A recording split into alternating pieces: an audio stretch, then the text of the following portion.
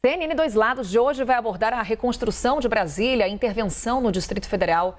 Vamos falar sobre essa questão com a Basília Rodrigues, que está nesse momento com os senadores e líderes de partidos no Senado, Carlos Portinho, do PL, e Paulo Rocha, do PT.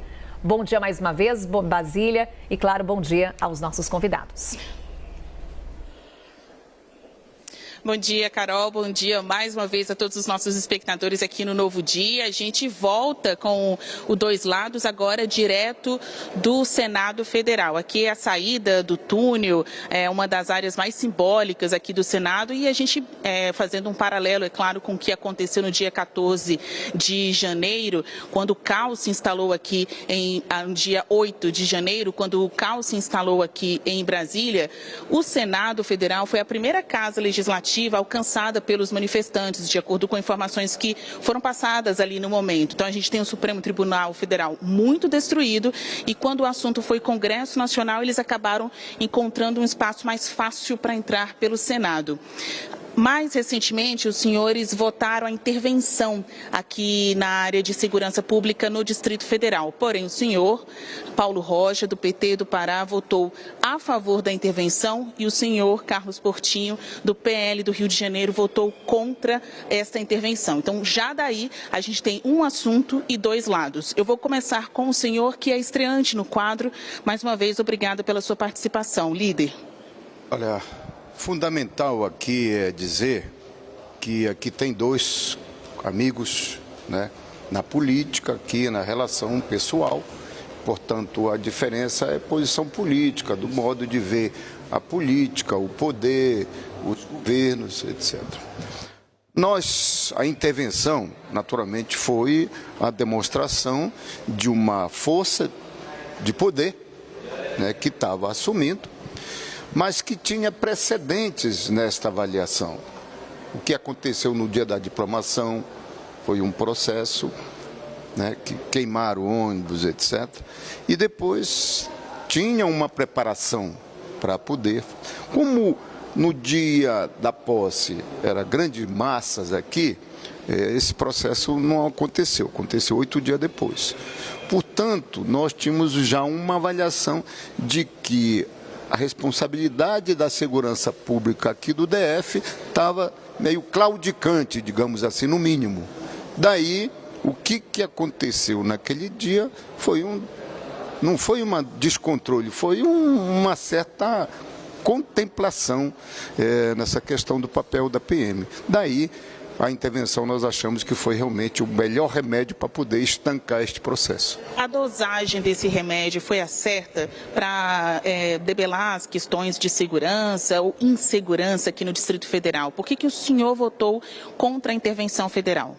Eu votei contra a intervenção federal e votei a favor da função legislativa, das prerrogativas do legislativo. Eu explico.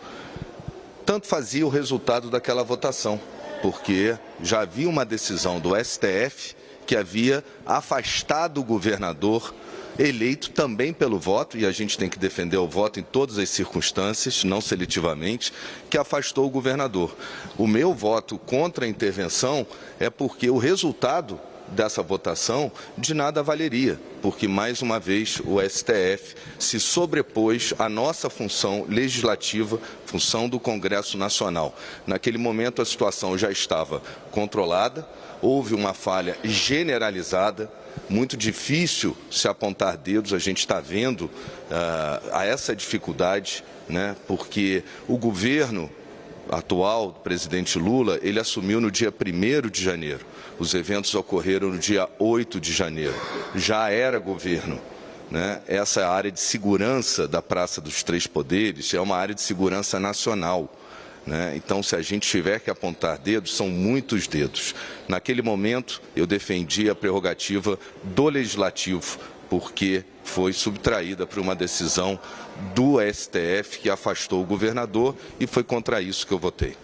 O que a CPI dos atos antidemocráticos, quando de fato começar a funcionar aqui no Senado Federal, vai alcançar, vai investigar, líder? A gente tem já vários depoimentos aí na órbita, tem o depoimento do governador afastado, Ibanez Rocha, também do ex-comandante-geral da Polícia Militar, que está preso, e há uma perspectiva de que até amanhã o ex-ministro, ex-secretário de Segurança Pública aqui do Distrito Federal, Anderson Torres, também preste este depoimento. O senhor acha que esses inquéritos, as declarações que eles já estão fazendo e que se contrapõem, um colocando a culpa no outro, vai ser objeto da CPI? Pode o Senado Federal investigar a atuação, a conduta de um governador? Faz parte das atribuições dos senhores? Olha, a CPI, ao meu ver, ela teve esse sentimento de cumprir aquele papel que ele falou, de que também o Congresso Nacional, o Parlamento Brasileiro, quer mostrar para a população o seu papel, o seu serviço. Daí a CPI ser um instrumento importante, que são o instrumento de fiscalização, etc. Mas, naturalmente, que volta de novo, essa fiscalização volta para o Judiciário tratar as coisas. Então, esta composição de investigação, eu acho que é bom para o país e vai atrás. Como ele disse, tem vários dedos aí, a gente vai ao final buscar quem é realmente os responsáveis, porque aquilo que fizeram, com certeza, digamos assim, aqueles que comandaram, foi contra os três poderes, foi contra a democracia, foi contra a política boa, que nós estamos recuperando o processo da relação, inclusive entre as forças políticas. Um questionamento feito pelos nossos espectadores, eu peço que até o senhor responda olhando para quem está nos assistindo agora, é justamente sobre esse peso da responsabilidade. Autoridades federais também poderão ser investigadas, terem suas condutas apuradas pela CPI? Pelo Congresso Nacional, sim. Pelo Congresso Nacional, sim. Nós temos a prerrogativa de convocar, inclusive, o presidente da República, enfim. Então, eu acho que a CPI pode mostrar esta importância e o papel que ele reclamou aí do Parlamento Brasileiro, para poder fazer os equilíbrios dos poderes. O que a CPI vai fazer? Líder do PL, que é o partido do ex-presidente Jair Bolsonaro.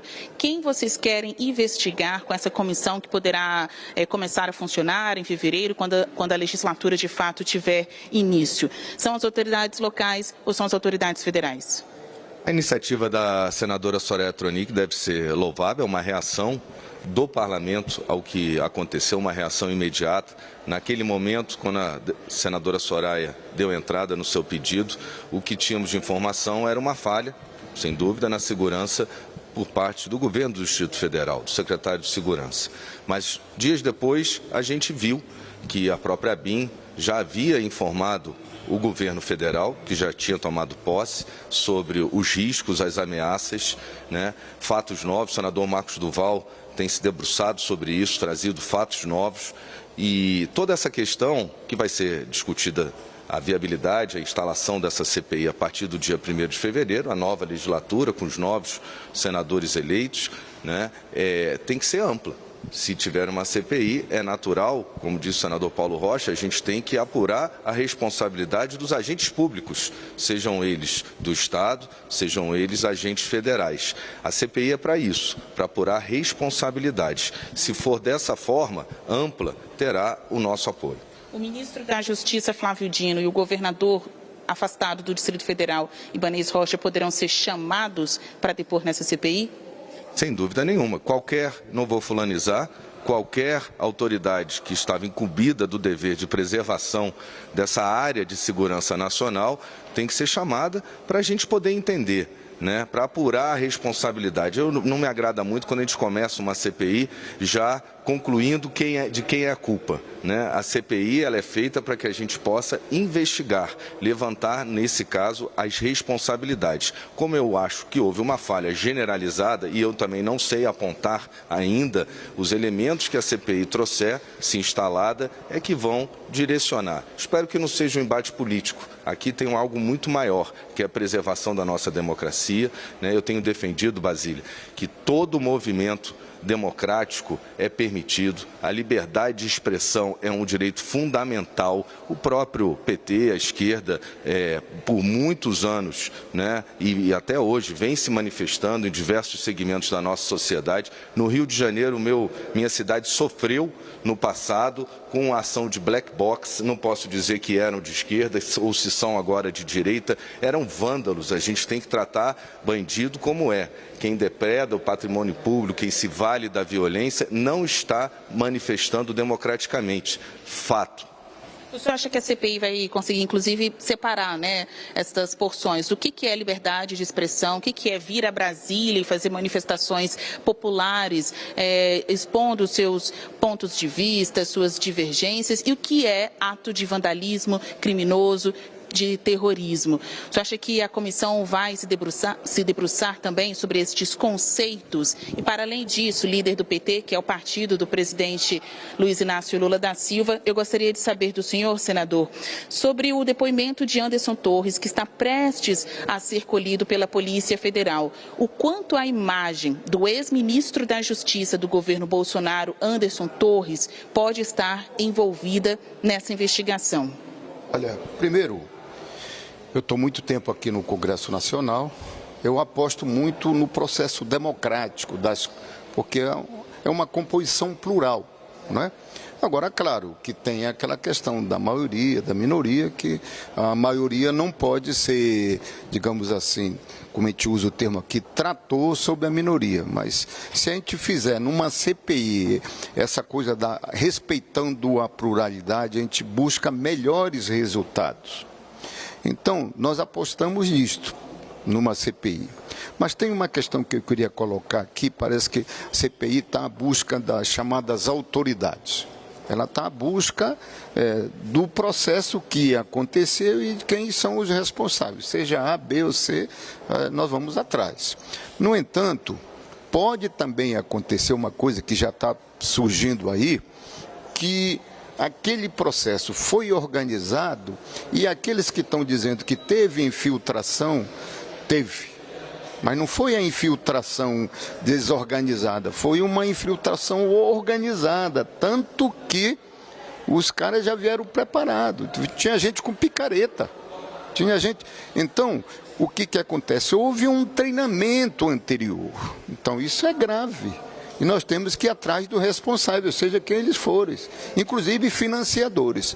Então, eu acho que a CPI pode ajudar em muito a dirimir essas dúvidas, até para os governos, quer seja estadual, federal, ou que seja os líderes partidários, os líderes políticos, estejam mais responsabilidades para poder não agredir a nossa democracia. À medida que seja quem for, esquerda, direita, centro, os setores da sociedade, organizar atos para pressionar o governo, tem que ter toda essa organização e esses cuidados para não vir para cá e depredar os prédios públicos ou colocar em xeque os poderes, porque ali o que houve foi claramente uma visão de querer desmoralizar os poderes e a boa política brasileira. Qual a importância do depoimento do ex-ministro da Justiça, Anderson Torres, nesse caso? Lógico, ele tem uma importância que foge, à medida que ele aceitou sair de ser ministro do governo federal para ser secretário de Segurança Pública, naturalmente que ele veio com alguma tarefa. Eu estou sem o seu áudio aqui, acabou dando um tilt. Pode reativar o áudio do líder? Recebo aqui a informação no ponto que está sem o áudio do líder do PT, Paulo Rocha. Eu vou passar a mesma pergunta para o senhor, líder do PL, Carlos Portinho. Qual a importância do depoimento de Anderson Torres? Olha, o ex-ministro Anderson Torres, ele estava ausente do país. É preciso entender qual é o limite da responsabilidade dele nessa circunstância. Assim como outras lideranças também estavam fora, né? O próprio presidente Lula estava em São Paulo, o senador Pacheco, presidente do Senado, estava ausente, embora o senador veneziano, vice-presidente, estivesse presente. Essa ausência, ela pode não significar muita coisa, desde que, no caso da segurança do DF, tivesse um planejamento para conter ou para articular com esses manifestantes para evitar a violência. Eu tenho, Brasília, muito receio quando a gente quer rotular como terroristas. São bandidos, são vândalos, foram atos absolutamente violentos, mas o terrorismo, ele pressupõe o uso de armas, né? Não estou falando de pedaço de pau, estou falando atos terroristas que a gente conhece, é bomba, metralhadora, é tiro, e isso é muito sério. O Schopenhauer dizia, quando a gente quer vencer um debate sem ter razão, a gente exagera no exemplo. Então, vamos deixar de lado o exagero, porque a definição jurídica de terrorismo é completamente diferente, sem, com isso, querer dizer que esses atos não foram e foram atos de vandalismo, atos de violência que não se coaduna com nenhuma democracia. A manifestação popular, sim, o povo nas ruas é corolário até da democracia, mas não com violência, e isso deve ser apurado. Obrigada, líder. Senador, 1, 2, 3. 1, 2, 3. Certinho? Então, seguimos adiante. Eu vou pedir para o senhor retomar a sua resposta sobre a importância do depoimento do ex-ministro, ex-secretário Anderson Torres, e aproveitando a manifestação do líder aqui da oposição ao seu governo, ele também disse que não dá para chamar os atos de terroristas. Então, de Anderson Torres a este conceito de terrorismo, o que tivemos aqui em Brasília? Qual o desdobramento da investigação? Olha, eu queria dizer que o Torres, ele passa a ser o principal responsável pelo processo, né?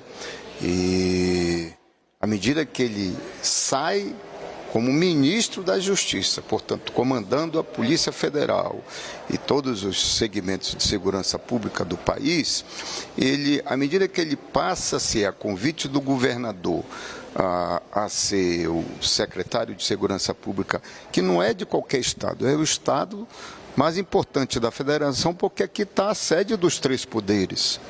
Então, demanda mais ainda a responsabilidade e compromisso deles. Então, à medida que ele claudicou ou se omitiu, inclusive se omitiu com ausência pessoal, viajou para o exterior. Então, ele passa a ser o principal responsável, né?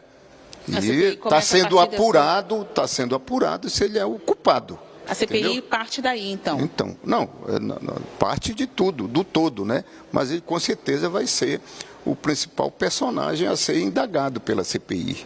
Sobre essa resistência de alguns em chamar os atos de terroristas e também versões que circulam na internet de que haveria esquerdistas, essa expressão usada, como infiltrados na manifestação, levando em consideração esses conceitos, quem estava ali manifestando e o que eles foram ou como serão encarados numa investigação aqui pelo Congresso Nacional? Olha, te dizer uma coisa, eu tenho muita experiência aqui na casa, na vida política, na vida democrática, entendeu? Eu também tenho muito cuidado em usar os termos mais radicais, principalmente para fazer a disputa ideológica, né? Então, nesse momento de acirramento, a gente tem que conter os discursos para evitar as maiores acirrações. Então, esse conceito de terrorismo ou de bandido, nós próprios já recebemos. Eu, por exemplo, já recebi de ladrão, de bandido, de corrupto, de tudo, safado, etc. Canalha. Então, quem tem a visão democrática, a gente tem que colocar no devido lugar. Esses conceitos é fundamental, por isso que a CPI e as investigações que estão postas vão perceber. Agora, tem claro uma coisa, inclusive na postura de algumas lideranças lá, entendeu? Era a postura que eu não sei qual é o conceito, mas que era realmente posições de depredador, de querer acabar com as coisas. O cara que colocou aquele relógio no chão, ele não sei se ele tinha noção do que ele estava fazendo. Mas ele é de vândalo, no mínimo, depredador, entendeu? O cara que estava com uma picareta na mão e vai quebrando tudo, ele já estava com aquela intenção. Então, pelo menos é um malfeitor da democracia. Se tem um termo mais brando de dizer, caracterizar as pessoas. Aquela senhora de 80 anos, sei lá, de 70 anos, ela fez aquilo, mas ela já tem consciência, inclusive, de crimes anteriores, né? Ela foi presa por traficante de droga. Então, essas pessoas foram usadas porque elas já sabiam fazer aquilo, né? Então, essas pessoas têm que ser criminalizadas, no mínimo. E pouco a pouco, entendeu? A gente vai encontrando detalhes dessa história e trazendo isso. Inclusive, né? ela chega lá e diz assim, não, eu vou mijar aqui, eu vou fazer isso, vou fazer aquilo, vamos pra guerra! Então, eu não sei o que é isso, se é vândalos, bandidos, terroristas, enfim. Mas esse aí, o conceito deixa para o debate político, mas o fundamental é a gente encontrar os verdadeiros responsáveis, e estes que fizeram isso são criminosos. Alguém falhou. Ainda que não tenhamos, né, o domínio de todos os nomes, as identificações, até aqui, pouco a pouco, isso está sendo alcançado pelas investigações, também pela pressão política e popular. Houve uma falha ali para que Brasília, que cedia os prédios dos três poderes, os mais importantes da República, tenha quase sido levada ao chão, como ocorreu por esta turba de manifestantes, independentemente da classificação que a gente queira dar para eles. Líder da oposição, líder do PL, o senhor acha que esta agenda de investigação, de vontade do povo, de todos, de desvendar o que de fato aconteceu no 8 de janeiro, pode prejudicar o andamento de outras pautas no país, como reforma e outros projetos que seriam analisados aqui pelo Congresso Nacional, até mesmo indicações que ainda serão feitas pelo novo governo? O senhor acha que as agendas, em algum momento, vão conflitar, se atrapalhar? Olha, Basília, houve falha na segurança, eu digo, falha generalizada, não vou apontar dedo, seria uma inconsequência nesse momento. Agora, a gente tem que entender, Basília, como é que a gente chegou até aqui. E aí a gente tem que remontar a um passado um pouco mais distante, onde houve falhas de todos os lados, né? A verdade é que, do campo político, as nossas lideranças falharam até aqui. Estamos nessa situação porque, podemos falar do passado, fala-se muito do presidente Bolsonaro, mas vamos ser sinceros, o governo já tinha assumido no dia 1º de janeiro. Podemos dizer que houve falha na liderança, né, na previsibilidade dos acontecimentos por quem já era governo. Houve falha por parte da liderança do Judiciário. E a única liderança do Judiciário que se apresenta é o ministro Alexandre de Moraes. Houve falha na liderança do Senado, sem dúvida nenhuma, porque os líderes têm a obrigação, pós-eleição, de construir um caminho de harmonia. Isso que a gente está vendo aqui. A discussão é no campo das ideias. Eu, o senador Paulo Rocha, tivemos duros embates, mas sempre respeitosamente. E respeito os pontos de vista político, as defesas das causas que ele sempre fez aqui no Senado, como ele sempre me respeitou, né? E quando a gente não encontra os líderes para arrefecer, agora é hora de todos arrefecerem, inclusive, principalmente o Poder Judiciário, principalmente os discursos do governo atual, principalmente a posição da presidência do Senado, que deve construir esse caminho, né, da harmonia, do equilíbrio entre os poderes. A gente só tem 15 dias do novo governo, ainda faltam 3 anos e tanto, né, dos 4 anos de mandato. A população, a sociedade não vai viver em conflito, não pode, durante esses 4 anos. As lideranças têm que se apresentar e a gente tem que encontrar aquelas que construam e pavimentem esse caminho, sim, porque são as nossas vidas, de todos, de quem nos assiste, que estão em jogo no meio dessa tragédia, que foi, né, pelos atos de violência que aconteceram. As manifestações atrapalharam este início de governo, as agendas, até a discussão aqui no Congresso. Tudo bem que o Congresso volta somente em fevereiro, mas o que estava sendo arquitetado para reformas, novos projetos de lei, a pauta ambiental, cultural, os atos antidemocráticos do dia 8 de janeiro conseguiram concluir esta meta de atrapalhar o início do governo Lula? Tentaram dificultar, mas o governo saiu das eleições já forte, como o próprio Lula, pela sua história, é forte no país, então ele já chegou para fazer o que ele cumpriu nas eleições. E está começando a fazer e acontecer.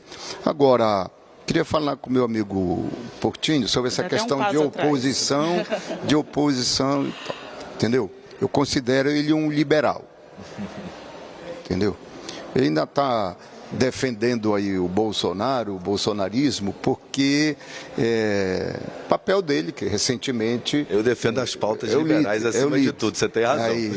Mas eu acho que ele vai fazer uma oposição daqui a pouco, só sobre a questão da questão da visão de pensar o país, o seu desenvolvimento, que a visão dele é liberal. Eu quero diferenciar bem, por isso, a nossa estratégia política. Nós estamos compromissados em desenvolver o país, gerar condições que todos tenham oportunidade de produzir, de trabalhar, de gerar renda e, portanto, o ambiente democrático é fundamental para qualquer governo fazer valer o seu plano de governo. Então, mas tem claramente uma coisa, nós do PT, nós não vamos deixar que o bolsonarismo volte a vencer no país. O quanto entendeu? O PL ainda é Bolsonaro? Então eu faço essa diferença entre os liberais, aqueles que vão fazer oposição ao nosso modelo de desenvolvimento, mas sobre essa questão do bolsonarismo, todo e qualquer democrata tem que ter a consciência que isso tem que ficar para trás da nossa história. Tem um outro lado, o bolsonarismo fez mal para o país. Fez mal para a economia, fez mal para as políticas públicas, fez mal para a democracia. Essa visão tem que ser enterrada. Consigo. Basília, existem no país hoje duas lideranças, é preciso reconhecer. O presidente Lula, historicamente, é uma liderança do país, não vou entrar no mérito, né? Mas ele é uma liderança, assim como o Bolsonaro é uma liderança, continua sendo do país. Porque são duas pessoas que, ao longo da sua história, tiveram a capacidade de levar multidões para... Poucos políticos têm essa capacidade, né? Quando a gente rotula lulismo, bolsonarismo, a gente está deixando de discutir o que é principal, que são os conceitos, né? Eu sou um liberal, defendo uma pauta de progresso para o país, entendo que o presidente Bolsonaro, o ministro Paulo Guedes, Bolsonaro não é liberal, conduziram o nosso país, né, num pós-pandemia, um cenário que surpreendeu a muitos que esperavam o pior e que, infelizmente, começado o ano, todas aquelas conquistas, né, a gente está vendo, já vai ver agora nos índices da inflação e outros índices que terminaram o ano positivos, a gente tem o receio de perder tudo isso, né? E a gente está falando de emprego, de trabalho, né? Do sustento, do preço do combustível, né? Do preço da cesta básica. Agora é hora de descer todos do palanque, a verdade é essa, porque há um governo e ele tem que governar, né? Parar de olhar no retrovisor, né? E governar com as suas propostas de governo que vão ser colocadas à crítica da sociedade e as consequências dos resultados da ação desse novo governo. O governo precisa agora descer do palanque e governar para todos os brasileiros, qualquer fosse o resultado das eleições, assim deveria ser porque somos todos brasileiros. E vamos estar sempre aqui criticando numa oposição construtiva. Eu sempre disse para o Paulo Rocha, a gente tem que construir com as nossas diferenças, mas são muitas e eram candidatos muito antagônicos. A gente tem que entender que agora é um novo governo bem diferente daquele que deixou o país, na minha modesta opinião, numa situação no campo econômico muito favorável. Não podemos perder isso e o que eu estou vendo é isso acontecer de uma forma, numa aceleração muito rápida. A gente já está no fim do quadro Dois Lados. Aqui a gente começa lento, morno, mas à medida que os assuntos vão sendo jogados na fogueira, não tem jeito, né? É claro, é a função do jornalismo, muito né? Muito bem conduzido, sei, pela Basília. É a função do jornalismo. Vou até pedir para que vocês deem as mãos aqui, né, antes de um atrito maior. Muito obrigada pela participação dos senhores e serão convidados mais uma vez, líder do PL, Carlos Portinho, líder do PT, Paulo Rocha, aqui no Senado Federal, abrilhantando os dois lados de hoje. Não, então, eu queria só dizer para o parceiro Portinho que a gente faz essa diferença. Aquilo que disse, a pauta liberal, etc., que a gente respeita, e o nosso governo, o papel de governo, nós temos bem claro isso, o papel de governo é governar para todos, governar o país. Agora, o que eu disse em relação ao bolsonarismo é que o PT, esse é o papel do PT, é fazer essa disputa na sociedade para enterrar o bolsonarismo no nosso país, porque o Bolsonaro não é um liberal, ele é um neofascista, e o fascismo faz mal para todo mundo. É o que eu tenho dito, Basília. Agora é hora de todos arrefecerem, descer do palanque e entender que existe um país a ser governado. Quem é governo, que governe, e quem é oposição, que tenha a sensibilidade de fazer uma oposição construtiva. Porque no final, quem está lá pagando imposto, quem está lá dependendo do seu emprego, não quer saber se é Bolsonaro, se é Lula. A gente tem que reduzir essa polarização e buscar o que é o melhor para o país. O meu papel aqui no Senado, nos próximos 4 anos, vai ser esse, né, apontando os erros, as críticas, né, mas também de forma construtiva. Descer do palanque todos, judiciário, legislativo e executivo. Agora é hora também de acabar com o quadro Dois Lados, mas essa discussão permanece atentamente durante toda a programação da CNN Brasil. Até mais, Carol.